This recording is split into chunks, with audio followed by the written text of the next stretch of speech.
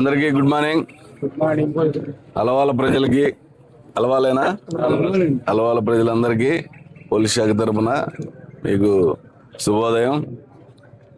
ముఖ్యంగా ఏంటి మా ఊరికి ఇంతమంది పోలీసులు వచ్చారని మీకు ఆశ్చర్యమా లేకపోతే ఏముందని అనుకుంటున్నారా?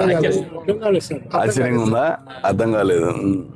ఎందుకు వచ్చామంటే మీ ఊర్లో తెలుసు మీకు ఒక మంచి మర్డర్ అయింది, అవునా? దాన్ని బేస్ చేసుకొని మర్డర్లు అయినటువంటి విలేజెస్, అలాగే ఎలక్షన్ టైంలో గొడవలు అయినటువంటి విలేజెస్, ఇవన్నీ కూడా లెక్కల్లోకి తీసుకొని ఒక్కొక్క విలేజ్లో మీతో మాట్లాడటం కోసం పోలీసు వస్తూ ఉంది. వచ్చి ఒకేసారి ఎలాగో ఎలక్షన్లు ఉన్నాయి కాబట్టి ఇల్లు సెర్చ్ చేస్తే ఒక్కొక్క ఇంట్లో బాంబులు దొరుకుతున్నాయి, ఒక్కొక్క ఇంట్లో సీసాలు కారం చేసి రెడీ పెట్టుకున్నారు, ఒక్కొక్క ఇంట్లో ఇంతంత మూటలో రాళ్ళు స్టోన్లు వాళ్ళ మీద ఇళ్ళు వీళ్ళ మీద ఇళ్ళు వేసుకోవడం కోసం బిల్డింగ్ల మీద పెట్టున్నారు. అట్లా రీసెంట్గా ముప్పాల్లో అట్లా ఇంతంత రాళ్ళు దొరికినాయి, ఇంతంత కత్తులు దొరికినాయి. అట్లా అవన్నీ కూడా అవాయిడ్ చేయడం కోసం మీకు అలా కనుక పొరపాటు చేస్తే రేపు ఎలక్షన్ టైంలో పోయిన ఎలక్షన్ టైంలో గొడవలైనటువంటి వాడికి ఇప్పుడు కేసులు రిజిస్టర్ అయ్యి రౌడీ షీట్లు ఓపెన్ చేసి తిరుగుతూ ఉన్నారు స్టేషన్ చుట్టూ, కోర్టుల చుట్టూ. అలాంటి వాతావరణంలోకి ఎవ్వరూ వెళ్ళొద్దు. కమింగ్ ఎలక్షన్లో ప్రశాంతంగా మీ ఓట్లు మీరు వేసుకోండి. ఎలక్షన్లో కేసులో ఇన్వాల్వ్ అయ్యారంటే మాత్రం మీకు జీవితం నాశనం అయిపోయింది, అది గుర్తుపెట్టుకోండి. అలా ఎవరు కూడా ఇన్వాల్వ్ అవుద్దని తెలియజేస్తున్నాను. ఇంకోటి, ముఖ్యంగా మీ పిల్లలు ఈరోజు మీకు ఎవరికైనా అలవాటు ఉందో లేదో మీరు తెలుసుకోవాలి. గాంజా బాగా వాడుతున్నారు.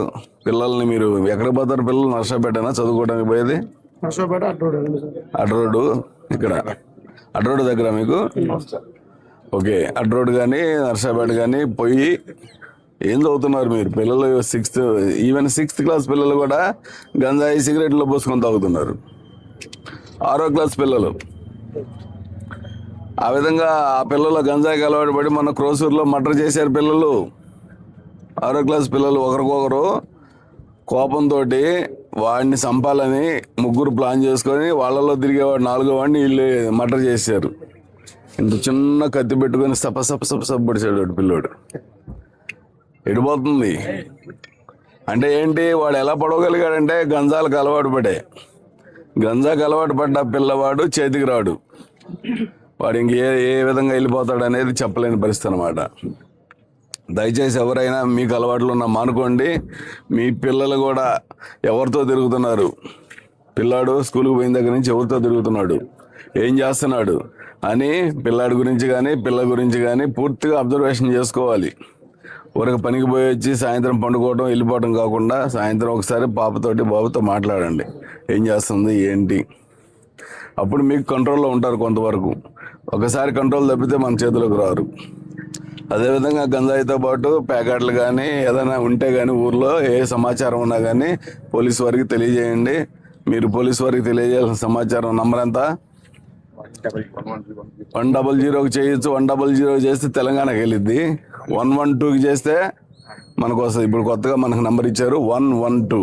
మీ సెల్ ఫోన్ నుంచి మీ ఇంట్లో నుంచి 112 112 కొట్టేస్తే ఆటోమేటిక్గా విత్ ఇన్ 10 minutes 15 minutesలో మీకు పోలీసు వచ్చేస్తుంది ఇక్కడికి.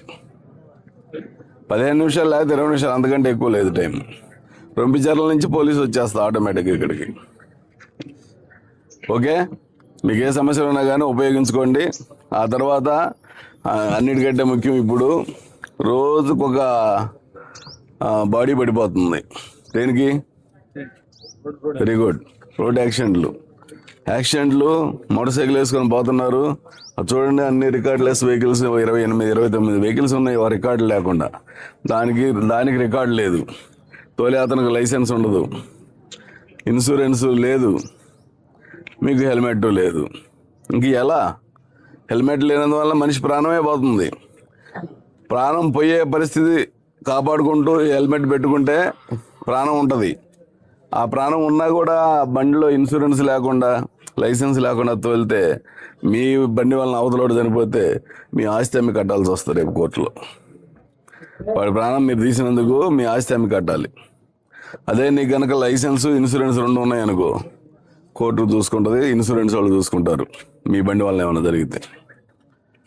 సో దయచేసి అందరూ కూడా ఖచ్చితంగా హెల్మెట్లు పెట్టుకోవాలి, ఇన్సూరెన్సు లైసెన్సులు చేసుకోవాలి. ముఖ్యంగా హెల్మెట్ లేకుండా మీరు నర్సాపేటలో కనపడితే మాత్రం సీజ్ చేస్తాం బండ్లు. ఈరోజు నుంచి ఏమయ్యా లోకేష్, సీరియస్ ఎన్ని చేసావు? హెల్మెట్ లేకపోతే బండి రానివ్వరు. చేయవయ్యా ఈరోజు నుంచి. ఆల్రెడీ సత్తెనపల్లి రోడ్లో 50 హెల్మెట్స్ వాళ్ళే పర్సనల్గా ఇచ్చారు. ఇవ్వాలి, సీజ్ చేయాలి. పెట్టుకోకపోతే సీజ్ చేయటమే. మీరు హెల్మెట్ లేకుండా నర్సాపేట టౌన్కి రావడానికి లేదు. ఈరోజు వెళ్ళాలి నర్సాపేట టౌన్కి, అందరు కొనుక్కొని రావాలి. అందరూ హెల్మెట్ పెట్టుకునే తోలాలి బండ్లు. ఖచ్చితంగా ఈ రోజు నుంచి హెల్మెట్ లేకపోతే సీజ్ చేస్తాం. హెల్మెట్ లేకపోతే సీజ్ చేయడమే బండి. హెల్మెట్ లేకపోతే 1035 రూపాయలు కట్టాలి. మరి 1035 కట్టడం బెటరా, 1000 పెట్టి హెల్మెట్ కొనుక్కోవడం బెటరా? అందుకని అవకాశం కూడా ఇస్తున్నాం. మీరు ఎవరైనా దొరికితే మాత్రం మీకు హెల్మెట్ కొనుక్కోవడానికి అవకాశం ఇస్తాం.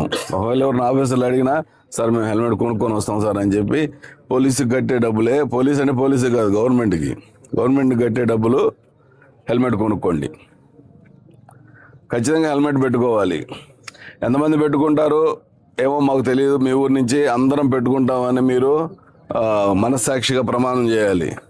చెప్పే పెట్టు, చేతులు పెట్టు, చెప్పు. అలవాల గ్రామస్తులమైన మేము గట్టిగా అలవాల గ్రామస్తులమైన మేము టూ వీలర్లు నడిపే టైంలో ఖచ్చితంగా అన్ని రికార్డులు కలిగి ఉండి